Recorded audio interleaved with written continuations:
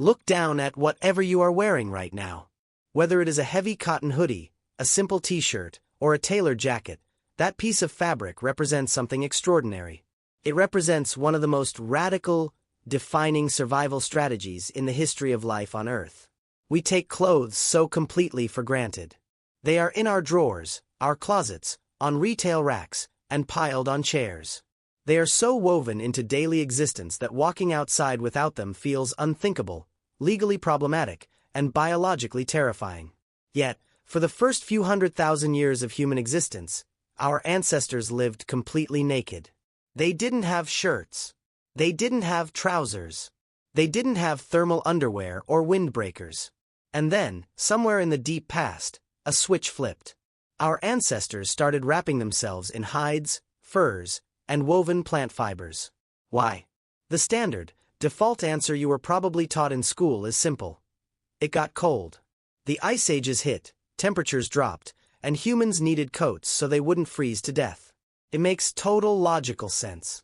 It is neat, tidy, and completely wrong. Or, at the very least, it is only a tiny sliver of a much stranger, darker, and more complicated evolutionary thriller. Because if clothes were purely about staying warm during an ice age, then why did humans invent underwear? Why did our ancestors start wearing clothes tens of thousands of years before the worst ice ages peaked? And most mind-bending of all, what does the evolution of clothing have to do with lice, parasites, sexual selection, and the moment humanity completely separated itself from every other animal on the planet? To find out, we have to travel back hundreds of thousands of years, into a world of freezing wilderness, evolutionary dead ends, and a biological crisis that forced our ancestors to reinvent their own skin. Before we can understand why humans started wearing clothes, we have to look at the baseline biology of the animal that started wearing them. Us. If you strip away human culture, technology, and modern life, you are left with a very unusual mammal. Humans are, by all physical rights, naked apes. If you look at our closest living relatives, chimpanzees, bonobos, gorillas, their bodies are covered in thick, coarse, protective fur. That fur is a marvel of evolutionary engineering. It traps air, repels water, shields against minor scratches, and offers a basic baseline defense against fluctuating weather. Now look at yourself in the mirror. You have patches of hair here and there, but compared to the rest of the animal kingdom, you are essentially hairless. Why did humans lose their fur? The leading scientific theory points to endurance running under an equatorial sun. Around 2 to 3 million years ago, early human ancestors transitioned from forest-dwelling fruit pickers to long-distance persistence hunters on the open, scorching African savannas. On the hot plains, overheating is an existential threat. If you run for hours chasing an antelope until the animal collapses from heat exhaustion, you cannot afford to overheat yourself. Fur traps heat. Sweat evaporates best on bare skin. So, evolution slowly stripped away our hair, leaving us with millions of sweat glands and exposed, vulnerable skin. For life in sunny, warm equatorial Africa, this design was a masterpiece. We could sweat, we could run for miles under a blazing sun, and we didn't overheat. But there was a massive, terrifying catch. Hairlessness is a localized adaptation. It works wonderfully as long as you stay in a warm environment. But the moment you wander away from the equator, the moment you step out of Africa and into higher latitudes, or the moment the global climate shifts and the planet plunges into glacial cold, a hairless body becomes a fatal liability. Without fur, a human being exposed to freezing temperatures will experience hypothermia and die within hours. We don't have enough subcutaneous fat to insulate us like whales or seals. We don't have dense winter coats like wolves or bears. So, when early humans began migrating out of Africa into cooler regions of the globe, they ran straight into a biological brick wall. Their bodies were completely naked in a world that was rapidly turning into an icebox. Nature gave them an ultimatum: adapt, invent, or go extinct. Let's trace that migration path across deep time. When Homo erectus and later archaic humans first stepped out of Africa over 1 million years ago, they didn't march straight into sub-zero European blizzards. They moved along warm, subtropical corridors through the Middle East, South Asia, and Southeast Asia. In those regions, temperatures were mild. You didn't need clothes to survive. A bit of shade and natural shelter was more than enough. Even when early humans first arrived in southern Europe hundreds of thousands of years later, the climate was often temperate, filled with lush forests, deer, elephants, and mild winters. For a very long time, our ancestors could get away with being naked or minimally covered. They used fire. They slept in caves. They huddled together for warmth. But Earth is a volatile, unstable planet. Periodically, Earth's orbital cycles, known as Milankovitch cycles, shift the amount of solar radiation hitting the globe. The planet plunges into glacial periods. Ice sheets expand from the poles, grinding southward across continents like massive, slow-moving jaws of doom. Around 200,000 years ago, and again with increasing severity between 100,000 and 70,000 years ago, those ice ages hit with devastating force. Without fur, a human being exposed to freezing temperatures will experience hypothermia and die within hours. We don't have enough subcutaneous fat to insulate us like whales or seals. We don't have dense winter coats like wolves or bears. So, when early humans began migrating out of Africa into cooler regions of the globe, they ran straight into a biological brick wall. Their bodies were completely naked in a world that was rapidly turning into an icebox. Nature gave them an ultimatum: adapt, invent, or go extinct. Let's trace that migration path across deep time.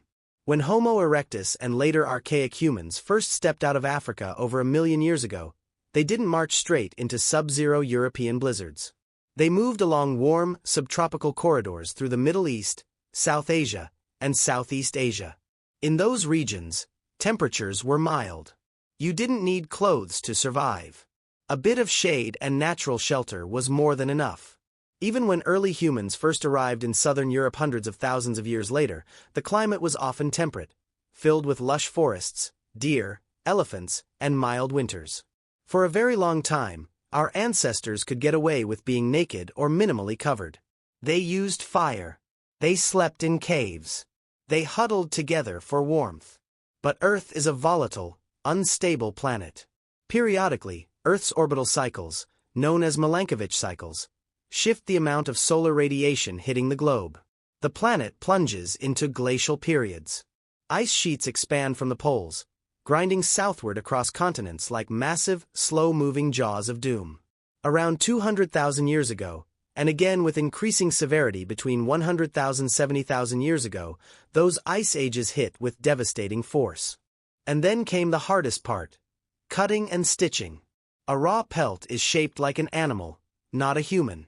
To fit it to a bipedal body, you have to cut it into pieces: sleeves for arms, leggings for legs, hoods for the head, and stitch those pieces together so they lock in body heat while allowing you to run, throw a spear, and bend down. And what did they use for thread? Plant fibers, or more commonly, animal tendons, sinew stripped from the back legs of hunted beasts. When wet, sinew is flexible and easy to thread through holes. When it dries, it shrinks and tightens, creating a waterproof, incredibly durable seam that is often stronger than modern cotton thread. This was not casual crafting. This was high-level industrial engineering executed by Stone Age geniuses. This brings us to one of the most astonishing detective stories in modern science. A story that bridges genetics, parasitology, and ancient history. For a long time, archaeologists argued endlessly about when this tailoring revolution actually began. Some argued it started 30,000 years ago during the peak of the last ice age. Others insisted it must have started much earlier. The problem was that leather, fur, and plant fibers decompose. After 50,000 years in the damp earth, organic clothing rots away entirely, leaving behind almost no direct archaeological trace in early layers.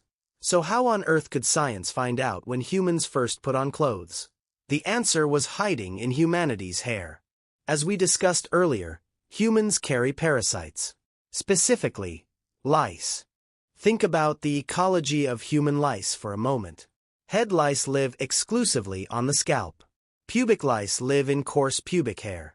But a third species, the body louse, evolved a completely unique lifestyle. Body lice cannot live on skin.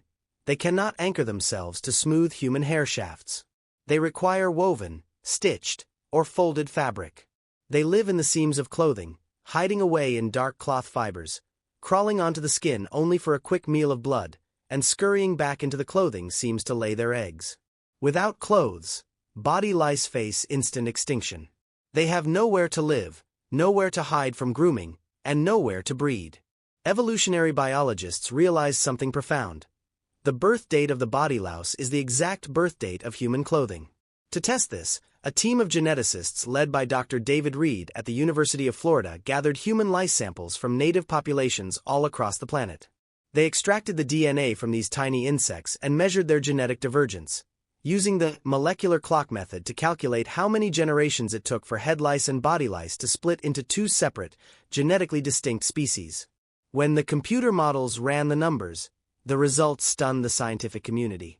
The genetic split did not happen 30,000 years ago. It did not happen 20,000 years ago. The DNA proved that human body lice diverged from head lice approximately 70,000 to 110,000 years ago. Let that sink into your mind. Long before the magnificent cave paintings of Lascaux, long before the elaborate stone needles of the late Ice Age, long before human civilization had cities, writing, or agriculture, our ancestors were already wearing enough garments, layered hides, furs, and woven wraps, to permanently alter the evolutionary path of an insect species. The ice ages of 100,000 years ago didn't just force humans to adapt. They forced us into our very first wardrobe revolution.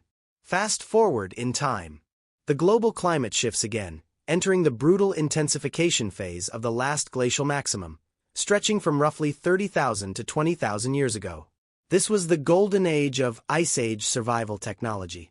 If you walked into an Upper Paleolithic settlement in what is now Moravia or Russia around 25,000 years ago, you wouldn't see primitive savages shivering in damp caves.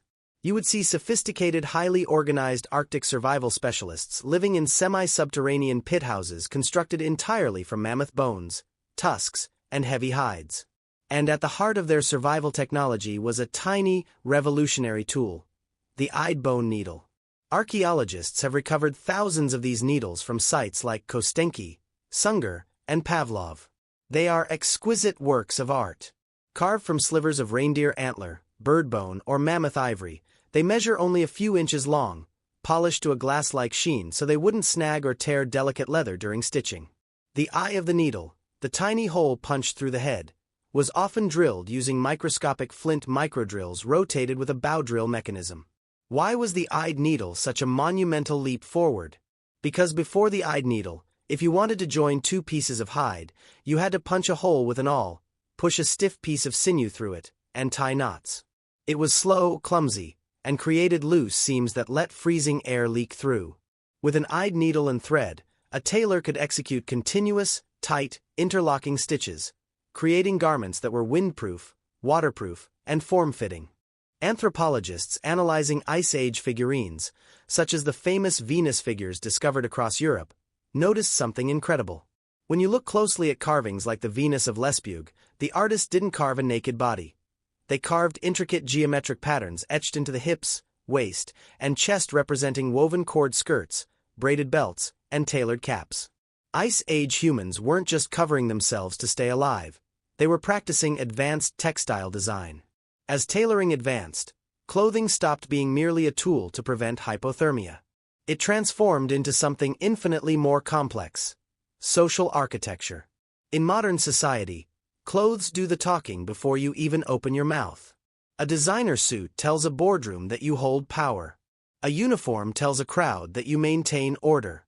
Did ancient hunter-gatherers use clothing to communicate social hierarchy and identity?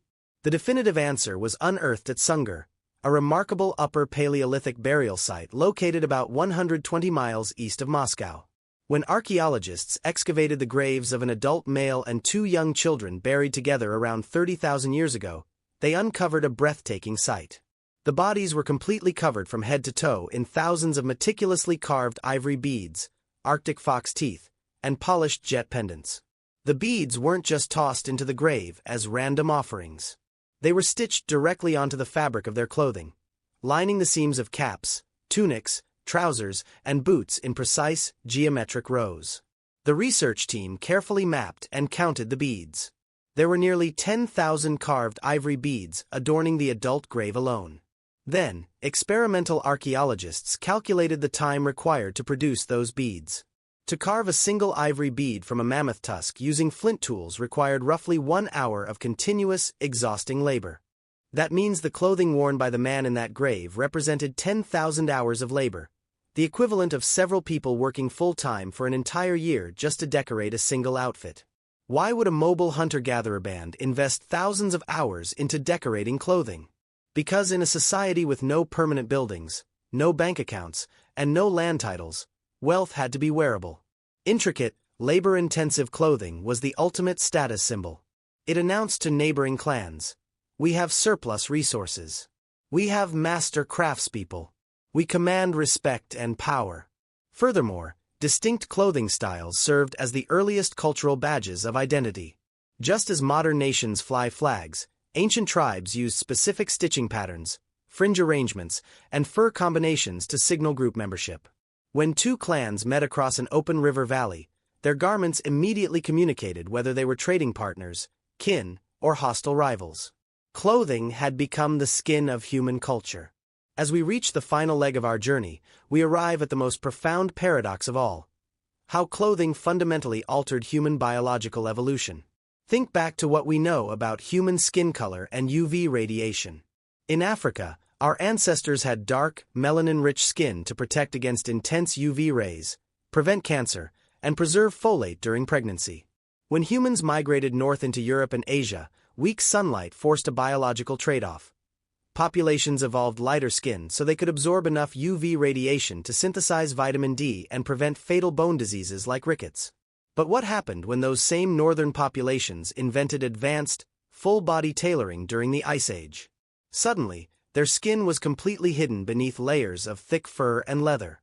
A human being bundled up from head to toe in an Arctic parka, for trousers, and leather boots in prehistoric Europe was receiving almost zero UV radiation to their body skin.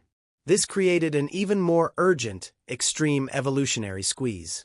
Every square inch of exposed skin, specifically the face, hands, and forehead, had to work at maximum efficiency to capture every stray photon of weak winter sunlight just to keep the body alive.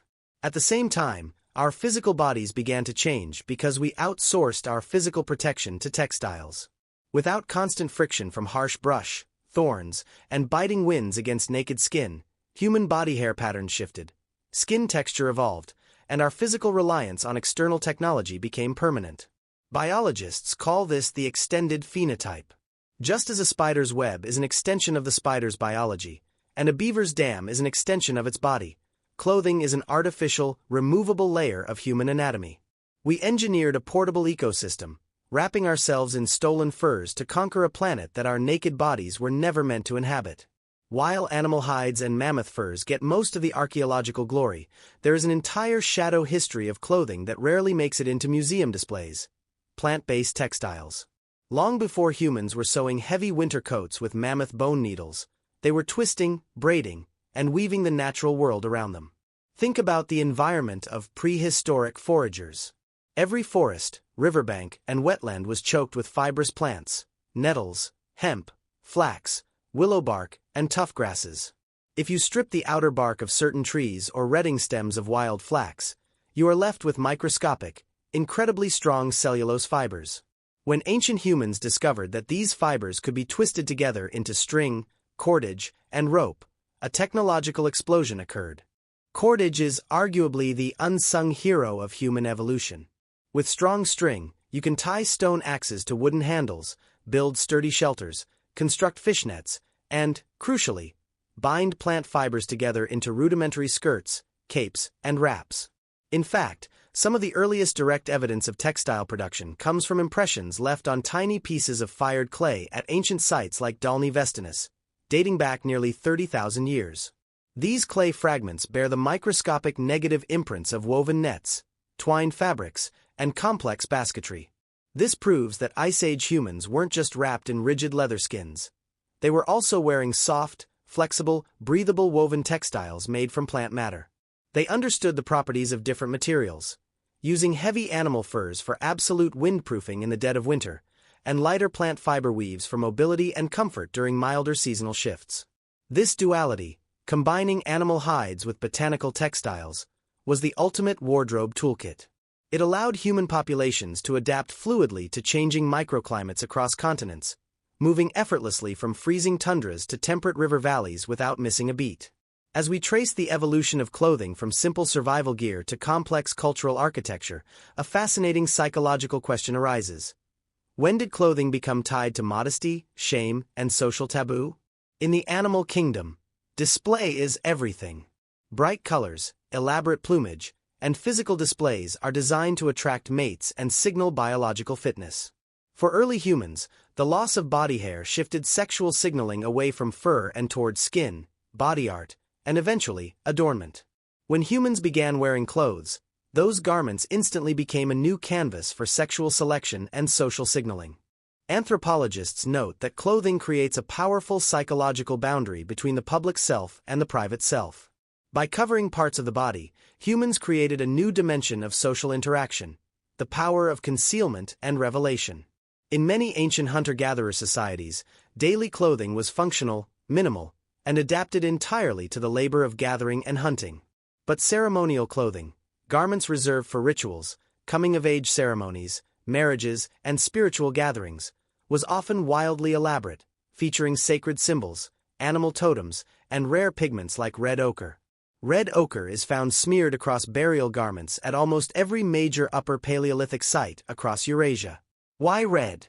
To ancient humans, red was the color of blood, life, and earth, a visual invocation of vitality and spiritual power stitched directly into the fabric of their clothes. Thus, clothing did not just protect the body from cold. It protected the soul, signaled tribal alliances, and framed the human body as a sacred canvas of culture.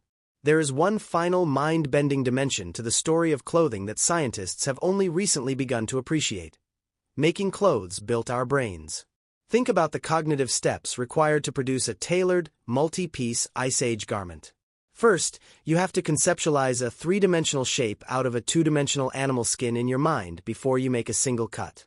Second, you have to select the right hide from the right animal, knowing which pelt has the ideal thickness, insulation value, and durability. Third, you have to manufacture complex secondary tools, awls, flint microblades, eyed needles, and drills, using multi-step manufacturing processes where a mistake at step 1 ruins the entire tool. Fourth, you have to pass this complex technical knowledge down across generations through precise teaching and linguistic communication. This is not simple instinct. This is high-level spatial reasoning, abstract planning, and cumulative cultural evolution. Neuroscientists studying tool-making and fine motor skills note that the brain regions responsible for tool use, manual dexterity, and complex sequencing overlap heavily with the regions responsible for language grammar and abstract thought. In a very real sense, the act of tailoring clothes, measuring, cutting, piercing, and stitching, helped wire the modern human brain. The needle and thread didn't just protect our ancestors from the ice.